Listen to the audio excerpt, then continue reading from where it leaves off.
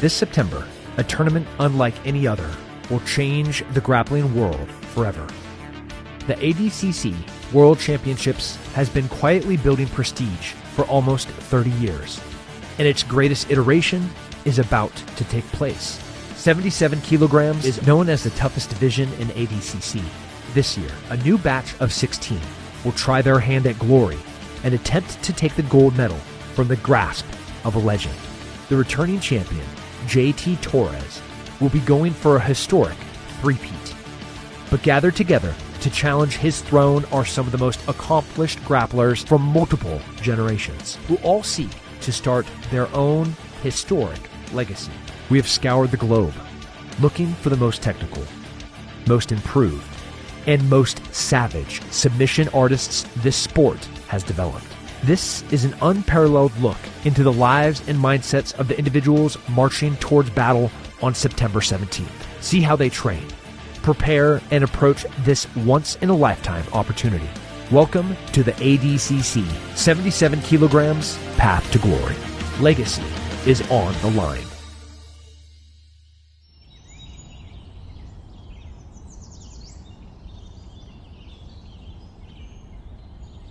This is the spot right here. This is our apartment here in Westchester, New York, more specifically Yonkers. Having a little bit of coffee right now. Yellow's in there, chefing it up, making some nice healthy breakfast. In a little bit, we'll head over to the gym, but before then, we relax a little bit, just get the day started. Try to walk Oliver as quickly as possible. The guard dog here lets me know when people are knocking on the front door. It's Thursday, right? I feel like I got hit by a truck by this time of the week. I'm still feeling great though mentally. That's the number one thing. Mentally, I'm always feeling great. But body-wise, I'm feeling it towards the end of the week. So people always ask me, what do you do on the weekends? What's your favorite thing to do? Or do you go out? Do you go do this and that? I'm like, man, I stay home and I play Warzone. I'll play a lot with my students at the academy, so after class we'll meet up on Warzone. They always make fun of me, like someone messes up, like, what are you doing? Let's go, watch your left, watch your right. And they're like, man, you get so intense on there. I'm pretty competitive on the game. It's all about movement, it's all about movement. It's all about movement. Yellow, what we having this morning? Scrambled eggs, toast, fruit. You guys hungry? Yeah, all right. So lucky I got YOLO in my life. So YOLO is my wife, you know, we've been together for a long time now. But she grew up in the restaurant business. She comes from a long line of chefs and all that, so she's a great cook. What kind of restaurants? Italian. Yeah, my parents were both from Italy. We go back often. I brought him a couple times as well. You guys ever have a chance to go to Italy? Go. It's beautiful. They're from like a little town outside of Naples. This right here. This is actually, I got this little magnet from Naples.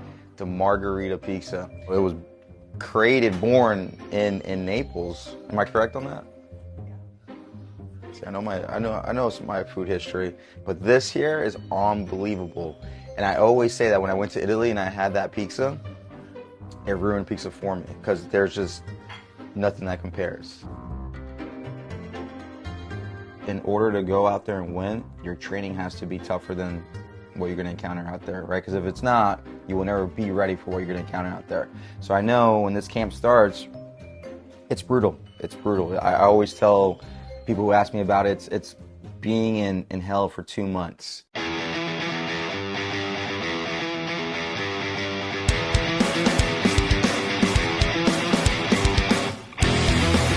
What's a round with JT like? Terrible. I hate every second of it, but that's why I come up here. When I was younger, you know, I was a 19-year-old black belt who was just getting after it, moving around crazy. I was all over the place, right? I was kind of a wild man with my jiu-jitsu then. I was working at McDonald's, working at an ice cream shop. I was working at a hospital, pushing patients around in wheelchairs, but these last couple ADCCs, the last couple years, I've matured as a black belt, mentally, physically. Right, so when I have my seatbelt, chins down here, I pin. When I pin here, don't just settle for this here, okay? On a weekday night, we got 40 people, sometimes close to 50 people in the match training comfortably. It's awesome. My wife over there, when she first started dating me, she had no idea what jiu-jitsu was and she was freaked out by it, but now she's here running the academy with me, and she's also a purple belt. She should be training more, but she's a purple belt. You know, we'll work on that though. But she designed all this here, right? So she had the vision. She was like, I want to make it look like this and make it clean looking. I've had kids in this room come up to me and tell me, Professor JT, I want to be a world champion like you. I want to be an ADCC champion. I want to be a gi world champion. I'm like, all right, let's make it happen. So we got some kids in here who are hungry, and it's really cool to work with them. It's exciting. It's exciting. I love it. We don't do Gatorade here. We don't do Powerade here. We do sport drink here. All right? Winning back-to-back ADCC titles is super difficult. You know, one of the main reasons is that 2-year gap, right? That 2-year gap, you know, you got people gunning for you. You gotta stay motivated, right? It's easy for people to win once and be like, all right, I did it. I'll take the foot off the gas pedal and just chill out. But I did the opposite, right? Like, I won that first world title back in 2017, and I knew that the next one around was gonna be tougher. People were gonna be gunning for me. They're gonna be trying to take that #1 spot. So I just kept working at my craft. I kept getting better, kept improving. You know, to win it back-to-back was a great feeling. Working on that third one coming up, 2022 coming up in this September, so I'm working on that third title right now, working hard for it. Every year, people have told me, man, this bracket's crazy, it's tough, this division's tough. Every 2 years, it's tough and tougher and tougher. The competition in that bracket is what motivates me to get up every day and push myself to that level. Mika Gavao, super exciting to watch him in Thai battle it out at finals at Worlds with the gi on. And he's someone that can kind of trick you into thinking that he's slowing down and he shoots up an attack. He's really good at doing that. I think my positional awareness and my body placement and how I like to kind of control my tempo is a good matchup for those kind of styles. Kade, first of all, great guy. I like him a lot. Kade is someone that's very exciting. He moves around a lot of movement, always looking for the attack, always pushing the pace forward. And those are the people that you can't sleep on. Those are the best of the best right now. And I'm excited to go out there and prove my jiu-jitsu against theirs. Let's bow it out. Good work, guys. Good work, good work, good work, good work, good work, good work. Excellent job tonight, guys. Excellent job. Excellent job, guys. On the other side of the country, Kade Ruotolo is living the San Diego lifestyle. Surf, skate, jiu-jitsu, and for the last decade, these two brothers have been working towards becoming the most feared contenders in submission grappling. Together, they are on the cusp of greatness. Why do you think people find your matches so exciting? I think because I just focus on like trying to sub the guy. Pretty much, yeah. I'm just, I like to put a pace, I like to keep movement, and I just feel like if the match gets stagnant, I'm not doing my job, and it's not, no one's winning, you know? So, anytime the match gets stagnant, I'm always looking for a way to keep it moving, and I think that's why people like to watch my matches. I just try to keep the action going. I think that's a little bit more important to me than winning. Sometimes that's almost been like my downfall at times in my past, and like, my brother does a good job of trying to, you know, pull me out of that and making sure I keep focused. Welcome to the Roots Academy. This is our childhood home. Basically grew up here in Huntington Beach. As you can see, we got the mats here, the garage all matted out. This is like the room where Kade and I like sit down and like when we're like trying to think about like different techniques or something new or we're trying to figure something out. This is like usually where we do it. This is where all the leg lock defenses kind of, we came up with all those. A lot of our leg spins came up in here, so this is kind of like our little sacred grounds. Roots, that's something, well, my dad's been called Roots, I think, like his whole life, and then, I don't know, all my friends call me Roots, and, you know, it's just kind of like, the nickname got passed down, yeah. I guess, so now it's just the Roots Academy. That's the goal, is to, like, go to Costa Rica. My pops, he's, like, building a house there, and we're gonna try and build a gym, and just have, like, a gym there, and you know, it's gonna be, like, the Roots Academy. That'll eventually be our home base right there. We'll have the, you know, the little skate bowl, the training gym, you know, the pool. Surfing's gonna be right down the road, so. Horseback riding, zip line, all that stuff. That's the overall dream for sure. That'll be epic. This is the biggest skateboard you've ever seen. Kade Ruotolo, first place. I treasure that more than all those. Yeah. Oh, there's Kade's little chest. Guess who I beat in the final for this trophy? This guy. I was pissed. He was pissed. You guys like competing against each other? I love it. I mean, obviously, like, I'm not gonna like try and, you know, face my brother first round in a division or something like that. But if we make it to like a final in a division or something, I feel like there's no one in the world that I would like want to beat more. You know what I mean? Because if it's equal, like now we're in the final, you know, it's one of us has to win, so it's a win-win, right? So. Then it's really, truly, like, who's better. Exactly. And that's been, like, the whole thing our whole lives. Like, that's, I think, contributing to a lot of, like, why we've gotten better is, like, we will never let each other be better than each other for like a day. Like if you submit me, if you submit me one day or 2 days in a row, then the third day I'm coming in so hot, you know, like my life pre-workout, you know, like stretching the whole, you know, like just being like, you know, because I can't let that happen, you know, and same for him, you know, so. It's a beautiful day in California. You can smell the fragrance off my shirt. It's called Doja.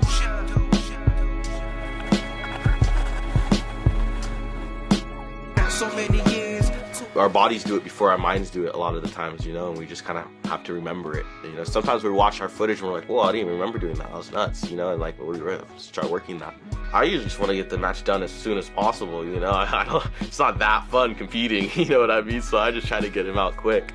So yeah, you get it out quick. That's the best feeling in the world. You get a, you know, easy paycheck, you know, easy, you know, job done. Oh! I don't know if this is going to be Mo's last one running it or, you know, stuff like that. But if it is, I don't think it might ever happen again like this. So, yeah, could be just kind of like a, one of a kind. And he was weed whacking. I literally got to witness this too. He's weed whacking, not paying attention. Oh, so gnarly. Usually we pick up all the dog poop before. And he goes, he hits this little pile and blasted him. I didn't see think it might have got you in it your was face mixed a bit. in with like the high grass, you know, and I'm sitting there, I have my earphones in and my sunglasses, so I'm just zoned out.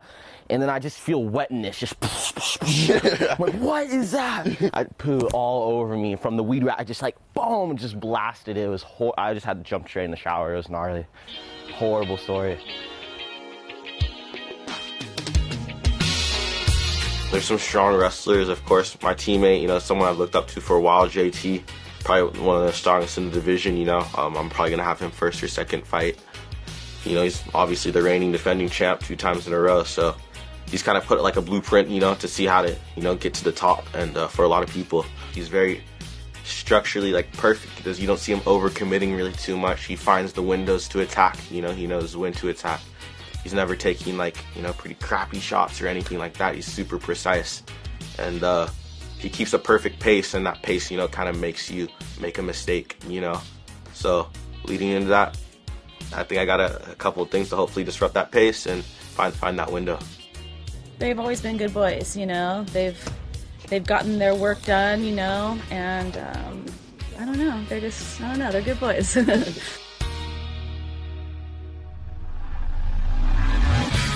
Believe it or not, the young Ryan brother is now an ADCC veteran. 2022 will mark Nicky's 3rd appearance at the illustrious tournament.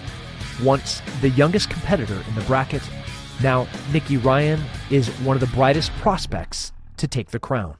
Me, Nicky Rod, Craig, J-Rod, any of the instructors, you can ask any questions about anything you guys had any issues with today.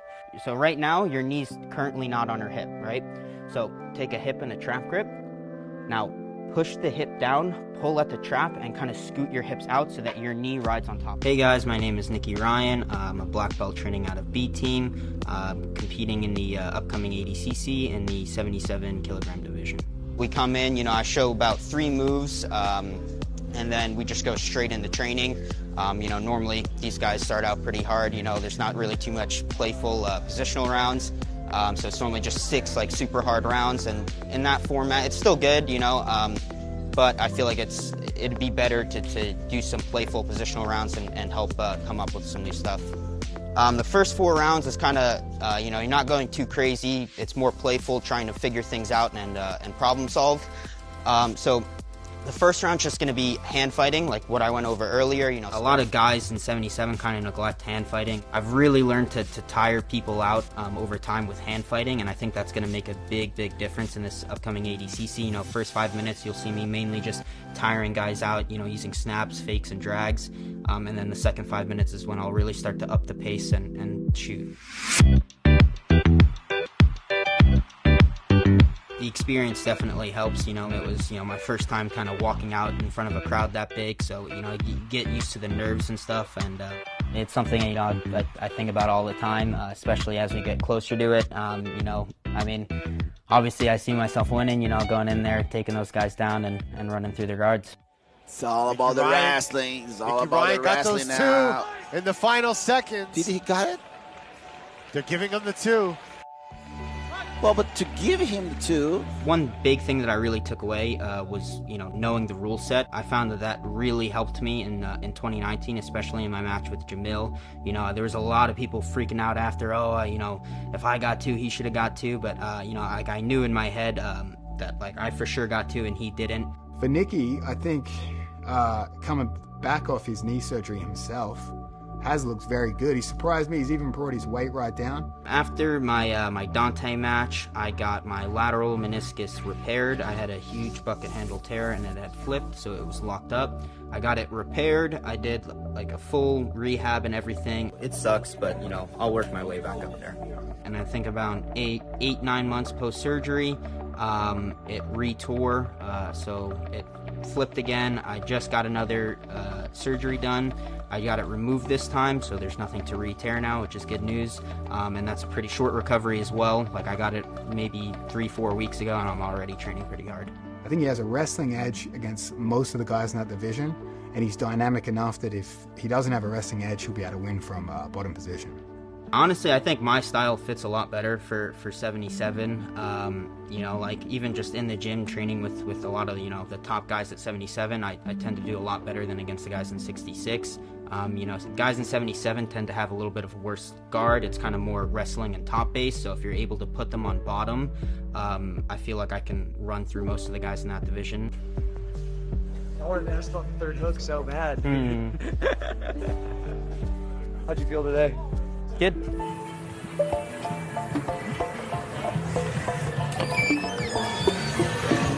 So right now we're over at Cosmic Coffee. Come here after training sometimes, just chill outside, get some sun, and have some coffee. I always get the Cosmic Comet. It's got some kind of orange honey in it with milk and some other stuff, which I can't remember, but this is what you got to get if you come here. I've been recognized once or twice. Other day in Target. Been hanging up posters all around Target of himself, and then keeps going there. He's like, hey, do you want a picture with me? Hey, do you want a picture with me? J-Rod got recognized at the airport. Made it like that, right? It's definitely going to be the biggest, grappling event of all time. I mean, the last one pretty much was, and that was crazy. It's a crazy feeling, walking out and seeing that many people.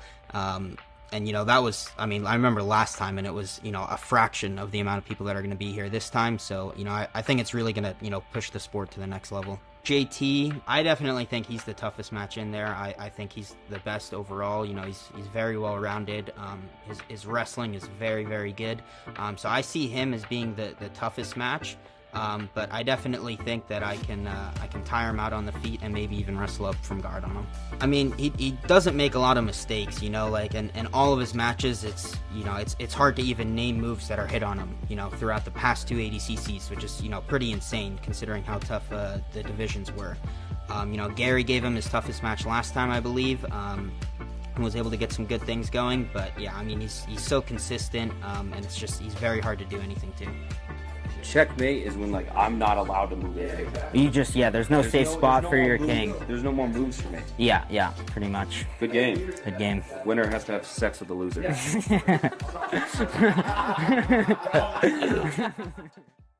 For William Tackett, competing on the biggest stage in grappling has always been a dream. After narrowly missing out in 2019, being the first alternate, William wasn't going to be sitting on the sidelines this year. But to ensure his participation, he'd have to battle it out at the toughest trials qualifier to date. All right, let's grab a partner. 1, 2. Find some space.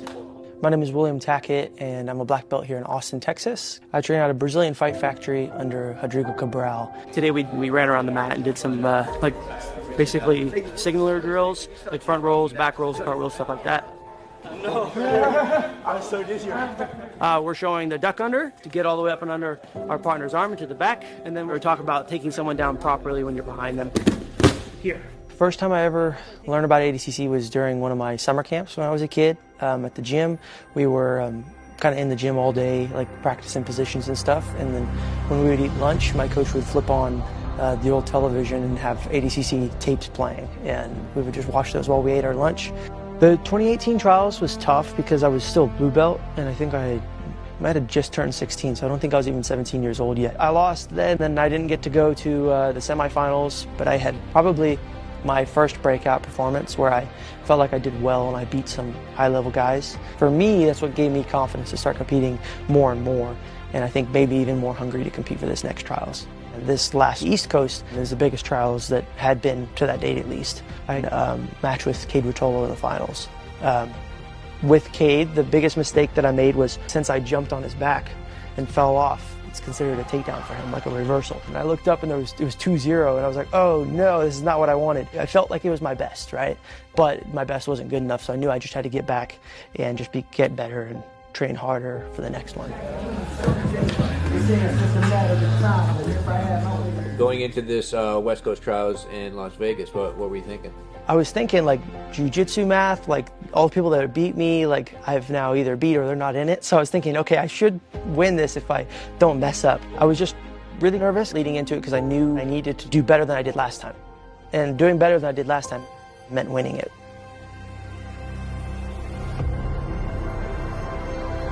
Day one, Las Vegas, I competed against one of Steven Martinez's students.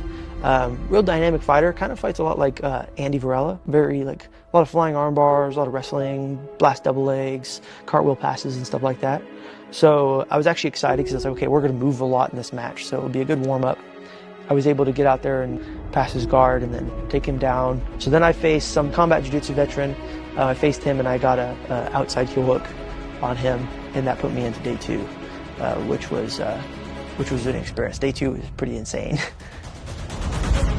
First match, day two, he was really good. I think he's a Navy SEAL vet, didn't want to go down easily. And we got in a pretty fun exchange where we were wrestling a little bit. He like flipped me over. I got back to my feet, took him down, got on his back.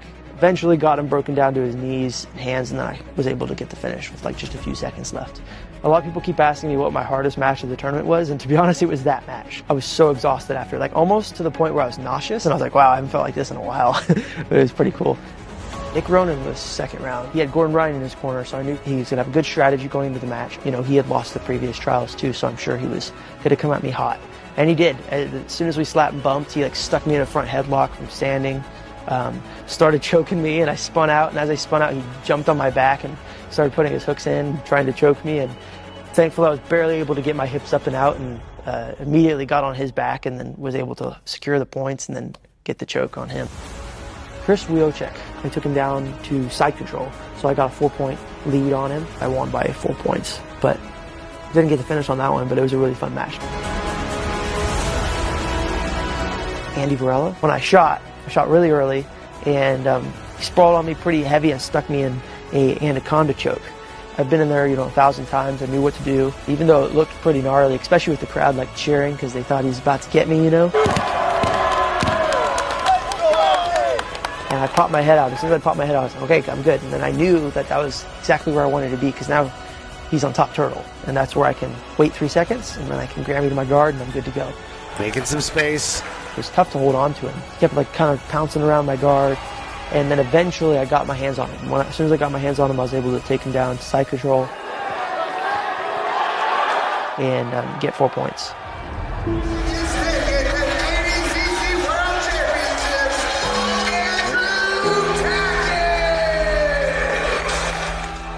So it was pretty neat to like go out there and try so hard for something and train so hard and fail, and then train so hard and try so hard and then fail again, and then train so hard and fail again, and then finally to go out there and everything to come together in a really cool way. Deep in the heart of the Amazon rainforest, a family of champions has slowly been building the next great jiu-jitsu superstar. His name is Mika Gavao. Just 3 months ago, Mika became the youngest black belt champion in IBJJF history. Now, he'll have the chance to do the same at ADCC.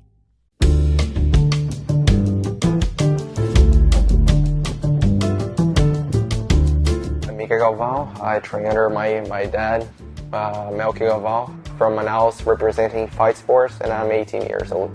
The moment I put my head a little lower here, normally Fabrice is just gonna get this grip here on my neck. I never came from an unreached family.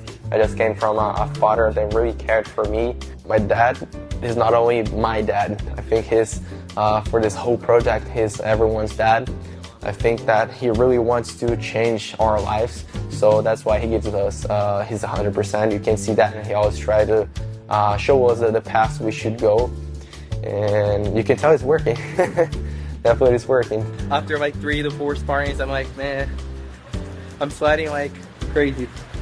Like, I can't explain. Here in my house, it's like humid. You feel the weather, it's hot, but like there's no wind. There's no wind at all.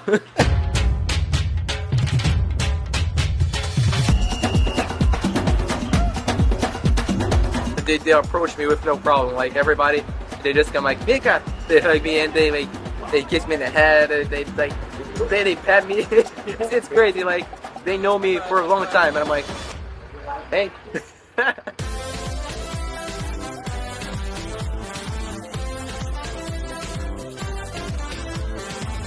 Here in Manaus, it's safe to swim. When you see the people that live in the area swimming, you can swim. But if you don't see anyone swimming, you don't swim. It's like, oh, the guy there is running. Okay, don't swim there. I felt one on my foot. I felt one under my foot. I don't know. I just have this passion for animals. I don't know. Mike sounded like a little bit. You were scared? I think so.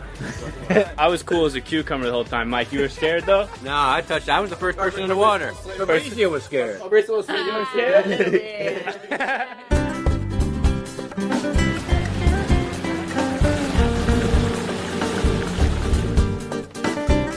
We're visiting a tribe here from Manaus. We're looking for their rituals.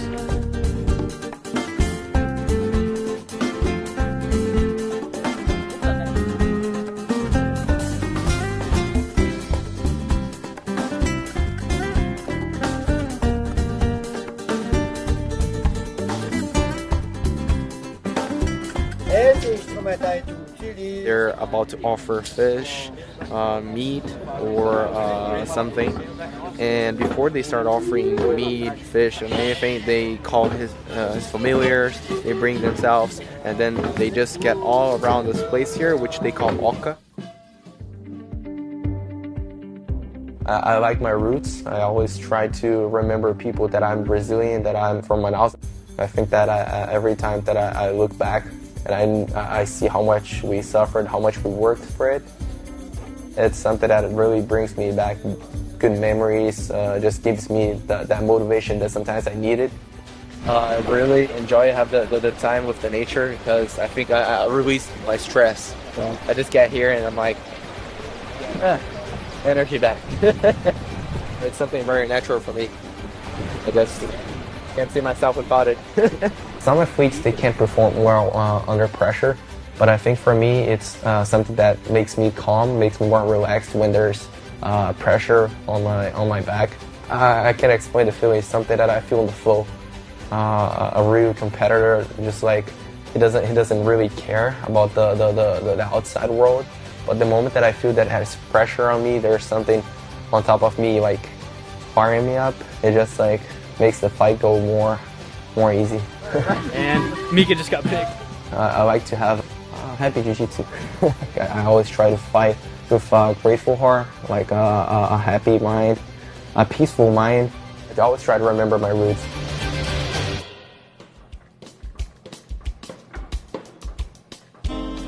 If I win this ADCC, I'm gonna be the youngest ADCC winner.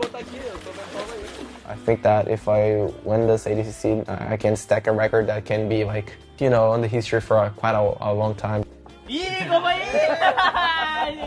I'm gonna be 18 years old, so I think it would change quite a lot in my life. JT, a very tough guy. I see how like he put up some good strategies to fight. If we face in the finals, the first, on the second, it just doesn't matter. I know it's gonna be fine. Kade Ruotolo is upcoming like me. I think that he's a great fighter, has a great level. His game style, I think, is a little more forward than his brother. I think that he's a little bit less strategy guys. I think he's more like a fight forward, so it'd be very cool to fight him. I've been watching him since he was a kid too, just like my age. So eventually I knew we would be facing many times. Nikki Ryan, I know he's a very tough guy. He already demonstrated what he could do. But if he doesn't take care of those injuries, I think that's something that can be a problem in the future. I just hope he's going to be able to perform well, train well, and be okay in the ADCC, because if he's okay, he can show a good statement there. It's something that I've been always dreamed of, going to an ADCC event, and you can see that every year is just even better. Better fights, you just get better stages, you just get better public watching. And if 2019, 2017 was something amazing, I think that 2022 is something unbelievable. Everybody just keep an eye on this little city here that we have, because I think we're going to make a big statement this year, and let's go.